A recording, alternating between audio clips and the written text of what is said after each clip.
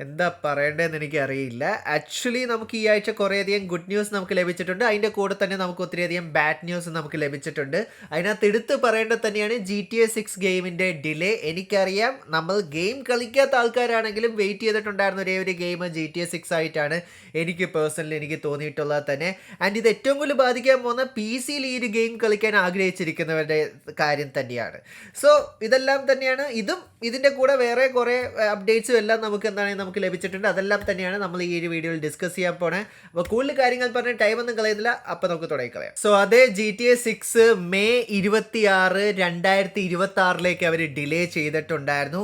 എനിക്കറിയാം, almost 1 year ആണ് അവർ ഈ ഒരു ഡിലേ വെച്ചിട്ടുള്ളത്. കാരണം നമ്മൾ ഒത്തിരി ആൾക്കാരും പ്രതീക്ഷിച്ചിട്ടിരുന്നിട്ടുള്ളത് തന്നെയായിരുന്നു ഈ ഒരു ടീസറിന് ശേഷം നമുക്കൊരു ട്രെയിലർ കിട്ടും, ആൻഡ് ആ ഒരു ടീസറിനകത്ത് അവർ ഈ വർഷം ഇറക്കുമെന്നൊക്കെയായിരുന്നു പറഞ്ഞിട്ടുണ്ടായത്. അതുകൊണ്ട് തന്നെ ഒത്തിരി ആൾക്കാർക്ക് ഒത്തിരി രീതിയിൽ പ്രതീക്ഷകളും കാര്യങ്ങളും ഉണ്ടായിരുന്നു. ഈ കഴിഞ്ഞ ദിവസം നമുക്ക് റോക്ക് സ്റ്റാർ ഗെയിംസിൻ്റെ ഭാഗത്തു നിന്ന് അവരുടെ ഒരു അപ്ഡേറ്റ് എന്നുള്ള രീതിയിലായിരുന്നു നമുക്ക് ആക്ച്വലി ഇത് ലഭിച്ചിട്ടുണ്ടായിരുന്നു തന്നെ. അതായത് എന്ന് പറഞ്ഞാൽ ഗെയിം കുറച്ചും കൂടി പോളിഷും ബഗ്ഗൊക്കെ കുറയ്ക്കാൻ വേണ്ടി തന്നെ അവർക്ക് ഇനിയും കുറച്ചും കൂടി സമയം ആവശ്യമുണ്ട്. സോ അതുകൊണ്ട് മാത്രമാണ് ഈ ഒരു ഡിലേ അവർ ചെയ്യുന്നത്. കാരണം അവർക്ക് ഇറക്കുമ്പോൾ നല്ലൊരു ക്വാളിറ്റി പ്രൊഡക്റ്റ് ഇറക്കാൻ വേണ്ടിയിട്ട് തന്നെയാണ് അവർ ശ്രമിക്കുന്നതെന്നൊക്കെയാണ് റോക്ക് സ്റ്റാർ ഗെയിംസിൻ്റെ ഭാഗത്ത് നമുക്ക് മനസ്സിലാക്കാൻ സാധിച്ചിട്ടുള്ളത് തന്നെ. ആൻഡ് ഇത് എങ്ങനെ PC പ്ലേയേഴ്സിനെ എഫക്റ്റ് ചെയ്യുമെന്ന് ചോദിച്ചാൽ നമുക്കറിയാം, റോക്ക് സ്റ്റാർ ഗെയിംസിൻ്റെ റിലീസിംഗ് പാറ്റേണിലേക്ക് നമ്മൾ നോക്കിയാൽ ആദ്യം എന്താണെങ്കിലും അവർ കൺസോളിലേക്ക് ഇറക്കുള്ളൂ, അതായത് പ്ലേ സ്റ്റേഷനിലേക്കും അതുകൂടാതെ എക്സ്ബോക്സിലേക്കും അവർ ഈ ഗെയിം ഇറക്കുള്ളൂ. ആൻഡ് അവിടെയാണ് PC പ്ലേയേഴ്സിന് കിട്ടുന്ന ഏറ്റവും വലിയ പണി. അതായത് അടുത്ത വർഷമാണ് ഗെയിം ഇറങ്ങുന്നതെന്ന് പറഞ്ഞാൽ നമുക്ക് ഓരോ PC-യിൽ കളിക്കുന്ന ആൾക്കാർക്ക് അടുത്ത വർഷമേ കളിക്കാൻ പറ്റുള്ളൂ. അതായത് 2027 നമുക്ക് എന്താണെങ്കിലും കളിക്കാൻ സാധിക്കുള്ളൂ. അതും അവരുടെ റിലീസിങ് സൈക്കിൾ വെച്ച് നമ്മൾ നോക്കണം. കാരണം മോസ്റ്റ്ലി അവർ ഒരു വർഷത്തിന് ഇൻ ബിറ്റ്വീനാണ് നമുക്ക് RDR2 ഒക്കെ നമുക്ക് ലഭിച്ചിട്ടുണ്ടായിരുന്ന PC-യിലേക്ക്. സോ ഏകദേശം GTA 6 അങ്ങനെ തന്നെ ആയിരിക്കും നമുക്ക് പ്രതീക്ഷിക്കാം. ആൻഡ് ഇത് നല്ല രീതിയിൽ തന്നെ നിരാശയായിട്ടുള്ളൊരു ന്യൂസ് ആയിട്ട് എനിക്ക് തോന്നിയിട്ടുണ്ടായിരുന്നു. സോ നിങ്ങളുടെ അഭിപ്രായം എന്താ? നിങ്ങൾ 2027 വരെ അല്ലെങ്കിൽ 2030 വരെ നിങ്ങൾ GTA 6-ന് വേണ്ടി വെയിറ്റ് ചെയ്തിരിക്കുമോ? ആ സമയത്ത് നമ്മുടെ സിസ്റ്റത്തിൻ്റെയൊക്കെ സ്പെക്സ് എന്ത് വേണമായിരിക്കും? എനിക്ക് ആലോചിച്ചിട്ട് തന്നെ ഒരു വീഡിയോ കിട്ടുന്നില്ല. സോ ഇത് തന്നെയാണ് ഏറ്റവും വലിയ ഈ ആഴ്ചയിൽ ലഭിച്ചിട്ടുള്ളൊരു ബാഡ് ന്യൂസ് ആയിട്ട് എനിക്ക് തോന്നിയിട്ടുള്ളത്. ഇനി അത് പറയുമ്പോൾ തന്നെ മറ്റൊരു വലിയൊരു ഗുഡ് ന്യൂസ് പറഞ്ഞുകൊണ്ട് നമുക്ക് വീഡിയോയിലേക്ക് കിടക്കാം. അതായത് എന്ന് പറഞ്ഞാൽ തണ്ടർബോൾട്സ് ബോക്സ് ഓഫീസ് പൊളിച്ചടുക്കിക്കൊണ്ടിരിക്കുക തന്നെയാണ്. ഓപ്പണിംഗിൽ തന്നെ അവർക്ക് 77 മില്യൺ തന്നെയായിരുന്നു അവർക്ക് ഓപ്പണിംഗ് ബോക്സ് ഓഫീസിൽ അവർക്ക് ലഭിച്ചിട്ടുണ്ടായിരുന്ന കളക്ഷൻ. ആൻഡ് നമ്മുടെ വീഡിയോ നിങ്ങൾ ആക്ച്വലി നമ്മുടെ റിവ്യൂ കണ്ടല്ലെങ്കിൽ ഞാനിവിടെ മെൻഷൻ ചെയ്തേക്കാം. സോ നിങ്ങൾക്ക് കണ്ടു നോക്കാവുന്ന തന്നെയാണ്. കാരണം അത്യാവശ്യം നൈസായിട്ട് അവർക്ക് ചെയ്യാൻ കഴിഞ്ഞു എന്നാണ് എനിക്ക് തോന്നി. എക്സെപ്റ്റ് ആ ഒരു ക്ലൈമാക്സ് കുറച്ചും കൂടി നന്നാക്കാമായിരുന്നു എന്ന് എനിക്ക് തോന്നി. പക്ഷേ ഓവറോൾ ആ ഒരു ടീം ഡൈനാമിക്സും ആ ഒരു ഡെവലപ്മെൻറ്റും ഒക്കെ അത്യാവശ്യം കിടിലനായിട്ട് തന്നെ മാർവലിന് ചെയ്യാൻ കഴിഞ്ഞിട്ടുണ്ട്. സോ നിങ്ങൾ തണ്ടർബോൾട്സ് കണ്ടോ? നിങ്ങൾ തണ്ടർബോൾട്സ് കാണാൻ വേണ്ടി വെയിറ്റ് ചെയ്തിരിക്കുകയാണോ എന്നുള്ള കാര്യങ്ങൾ നിങ്ങൾക്ക് കമൻറ്റ് ചെയ്ത് പറയാവുന്നതാണ്. സോ ഇനി നമുക്ക് നെറ്റ്ഫ്ലിക്സിൻ്റെ ഭാഗത്തുനിന്ന് നെറ്റ്ഫ്ലിക്സിൻ്റെ ടുഡും ഇവൻറ്റിനെ കുറിച്ചിട്ടുള്ളൊരു അനൗൺസ്മെൻറ്റ് നമുക്ക് ലഭിച്ചിട്ടുണ്ട്. ഈ മാസം 31 ആയിരിക്കും ടുഡും ഇവൻറ്റ് സംഭവിക്കാൻ പോകുന്നതെന്നാണ് നമുക്കൊരു അപ്ഡേറ്റ് നമുക്ക് ലഭിച്ചിട്ടുള്ളത് തന്നെ. ആൻഡ് ഈ ഒരു എന്തൊക്കെ നമുക്ക് നോക്കാം ഈ ഒരു ഇവൻറ്റിൽ സംഭവിക്കാൻ പോകണമെന്ന് വെച്ചാൽ വെനസ്ഡേ കുറിച്ച് നമുക്കൊരു അപ്ഡേറ്റ് നമുക്ക് ലഭിക്കുന്നത് തന്നെയായിരിക്കും. സ്ക്വിഡ് ഗെയിമിൻ്റെ പുതിയ സീസണിനെ കുറിച്ച് നമുക്ക് അപ്ഡേറ്റ് നമുക്ക് ലഭിക്കും. അതുകൂടാതെ തന്നെ അവരുടെ പുതിയ റിന്യൂ ചെയ്യുന്ന മിക്ക സീരീസുകളുടെയും നെറ്റ്ഫ്ലിക്സ് ഒറിജിനൽ ഫിലിംസിൻ്റെയൊക്കെ അപ്ഡേറ്റ് നമുക്ക് ടുഡും ഇവൻറ്റിൽ കൂടി നമുക്ക് ലഭിക്കുന്നത് തന്നെയായിരിക്കും. പക്ഷേ ഇതിനകത്തൊക്കെ വെറൈറ്റി ആയിട്ടുണ്ടായിരുന്നൊരു കാര്യം എനിക്ക് തോന്നിയിട്ടുണ്ടായിരുന്നെന്ന് പറഞ്ഞാൽ, ഡഫർ ബ്രദേഴ്സ് റീസെൻ്റ്ലി സ്ട്രേഞ്ചർ തിങ്സിൻ്റെ ഒരു കാർട്ടൂൺ ചെയ്യാൻ പോകാമെന്നാണ് നമുക്ക് മനസ്സിലാക്കാൻ കഴിഞ്ഞിട്ടുള്ളത്. ആൻഡ് നമുക്കറിയാം പുതിയ സീസണും നമ്മൾ ഓരോരുത്തരും വെയിറ്റ് ചെയ്തിരിക്കുക തന്നെയാണ് സ്ട്രേഞ്ചർ തിങ്സിന്. സോ അതുപോലെ തന്നെ അവരെന്താണെങ്കിലും കാർട്ടൂൺ ചെയ്യാനും അവരെന്താണെങ്കിലും സോ അതിൻ്റെ കാർട്ടൂൺ വേണ്ടിയിട്ടുള്ള പണിപ്പുരയിലാണെന്നാണ് നമുക്കിപ്പോൾ ഏകദേശം മനസ്സിലാക്കാൻ കഴിഞ്ഞിട്ടുള്ളത് തന്നെ. സോ നിങ്ങൾ എക്സൈറ്റഡ് ആണോ ടുഡും ഇവൻറ്റിന്? നിങ്ങൾ ഏത് സീരീസിന് വേണ്ടിയിട്ടാണ്, സിനിമയ്ക്ക് വേണ്ടിയിട്ടാണ് നിങ്ങൾ എക്സൈറ്റഡ് ആയിട്ടുള്ളത് എന്നുള്ളത് നിങ്ങൾക്ക് കമൻറ്റ് ചെയ്യാവുന്നതാണ്. സോ ഇനി നമുക്ക് മറ്റൊരു അപ്ഡേറ്റ് റയാൻ റെനോൾഡ്സിൻ്റെ ഭാഗത്തു നിന്നാണ് നമുക്ക് ലഭിച്ചിട്ടുള്ളത്. റയാൻ റെനോൾഡ്സ് ഡെഡ്പൂളിൻ്റെ പുതിയൊരു പ്രൊജക്റ്റിൻ്റെ വർക്ക് സ്റ്റാർട്ട് ചെയ്തു എന്നുള്ളൊരു അപ്ഡേറ്റ് നമുക്ക് റയാൻ റെനോൾഡ്സിൻ്റെ ഭാഗത്തു നിന്ന് തന്നെ നമുക്ക് ലഭിച്ചിട്ടുണ്ട്.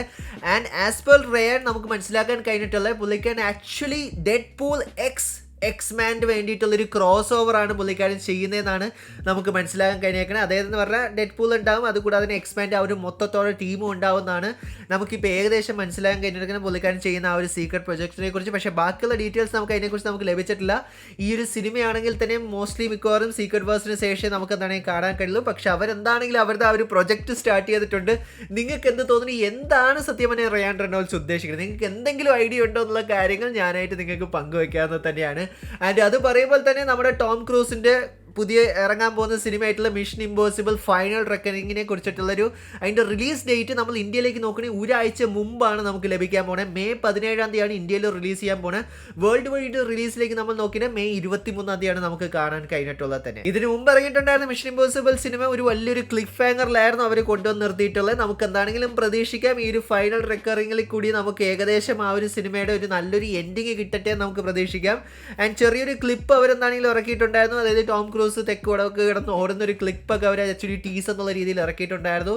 സോ നല്ലൊരു സിനിമയായിട്ട് നമുക്ക് പ്രതീക്ഷിക്കാം. കാരണം ടോം അണ്ണം പറയുന്നതെന്ന് പറഞ്ഞാൽ ഈ ഒരു ഫ്രാഞ്ചൈസിലെ അവസാനത്തെ സിനിമയായിരിക്കും, ഇനി എന്താണെങ്കിലും പുതിയ സിനിമ ഇപ്പം ഒന്നും ഉണ്ടാവില്ലെന്നൊക്കെയാണ് ടോം അണ്ണം പറയുന്നത്. പക്ഷെ എന്താണെങ്കിലും പടം ഹിറ്റായി നമുക്ക് എന്താണെങ്കിലും നമുക്ക് ഉറപ്പിക്കാവുന്നത് തന്നെയാണ്. സോ ഇനി നമുക്ക് മറ്റൊരു വലിയൊരു അപ്ഡേറ്റ് റൂസോ ബ്രദേഴ്സിന്റെ ഭാഗത്ത് നിന്ന് ഡൂംസ്ഡേയെ കുറിച്ചാണ് നമുക്ക് ലഭിച്ചിട്ടുള്ളത്. മറ്റൊന്നുമല്ല, ഡൂംസ്ഡേയുടെ ഷൂട്ടിംഗ് ഓൾറെഡി അവർ സ്റ്റാർട്ട് ചെയ്തു എന്നുള്ളൊരു അപ്ഡേറ്റ് ആണ് നമുക്ക് ലഭിച്ചിട്ടുണ്ടായിരുന്നത് തന്നെ. ആൻഡ് അതുകൂടാതെ തന്നെ നമുക്ക് വേറൊരു വലിയൊരു അപ്ഡേറ്റ് നമുക്ക് ലഭിച്ചിട്ടുള്ളതെന്ന് പറഞ്ഞാൽ ഡൂംസ്ഡേയിലും സീക്രട്ട് വേഴ്സിലും നമുക്ക് എന്താ പറയണ്ടത് MCUവിൽ അറ്റ് എ ടൈം, അതായത് വൺ ടൈം വ്യൂവബിൾ ആയിട്ടുള്ള വില്ലന്മാരെയും ഹീറോസിനെയും നമുക്ക് കാണാൻ കഴിയും. അതായത് ഇവർ ഡൂംസ്ഡേയിലും സീക്രട്ട് വേഴ്സിലും മാത്രമേ ഉണ്ടാവുള്ളൂ. അതായത് അവർ എക്സ്പാൻഡബിൾ ആയിട്ടുള്ള ഹീറോസ് അല്ലെങ്കിൽ വില്ലന്മാരായിരിക്കും എന്ന് എനിക്ക് തോന്നുന്നു. സോ നിങ്ങളുടെ അഭിപ്രായം എന്തായിരുന്നു? ഏതൊക്കെ ക്യാരക്ടർ ആയിരിക്കും നമുക്ക് അങ്ങനെ ലഭിക്കാൻ പോകുന്നത്? നിങ്ങൾക്ക് എന്തെങ്കിലും ഐഡിയ ഉണ്ടെങ്കിൽ നിങ്ങൾക്ക് എന്താണെങ്കിൽ കമൻറ്റ് ചെയ്യാവുന്നത് തന്നെയാണ്. സോ ഇതൊരു വലിയൊരു വെറൈറ്റി കാര്യമായിട്ട് എനിക്ക് പേഴ്സണലി എനിക്ക് തോന്നിയിട്ടുണ്ടായിരുന്നു. ആൻഡ് അതുകൂടാതെ തന്നെ അവർ മറ്റൊരു വലിയൊരു കാര്യം കൂടി പറഞ്ഞു, RDJ ഈ സിനിമയ്ക്കകത്ത് ഡോക്ടർ ഡൂം മാത്രമായിട്ടായിരിക്കില്ല പ്ലേ ചെയ്യാൻ പോണേ. പുള്ളിക്കാരൻ്റെ വേറൊരു വെർഷൻ ഓഫ് അയൺ മാനെ നമുക്ക് കാണാൻ സാധിക്കും എന്നൊക്കെയാണ് അവരെന്താണെങ്കിലും പറയുന്നത്. കാരണം എന്ന് പറഞ്ഞാൽ അവരെന്താണെങ്കിലും മൾട്ടിവേഴ്സാണ് അവരെന്താണെങ്കിലും എക്സ്പ്ലോർ ചെയ്യാൻ പോകുന്നത്. സോ അപ്പോൾ ഡോക്ടർ ഡൂം മാത്രമല്ല, നമുക്ക് ചിലപ്പോൾ അയൺമാൻ്റെ വേഷത്തിൽ ഇനിയും നമുക്ക് RDJ കാണാൻ കഴിയുമെന്ന് ഞാൻ പ്രതീക്ഷിക്കുന്നു. പണ്ടൊക്കെ നമ്മൾ പഴയ കുറേ റൂമേഴ്സിലാണ് നമ്മൾ പറഞ്ഞിട്ടുണ്ടായിരുന്നു, അതായത് സുപ്പീരിയർ അയൺമാൻ വരുമെന്നൊക്കെ. ഞാൻ ഇത്രേ പ്രതീക്ഷിക്കുന്നുള്ളൂ. വന്നാലും വന്നില്ലെങ്കിലും പടം നല്ലതാകട്ടെ എന്നുള്ള ഒരേ ഒരു അഭ്യർത്ഥന എനിക്ക് മാർവലിനോടുള്ളൂ.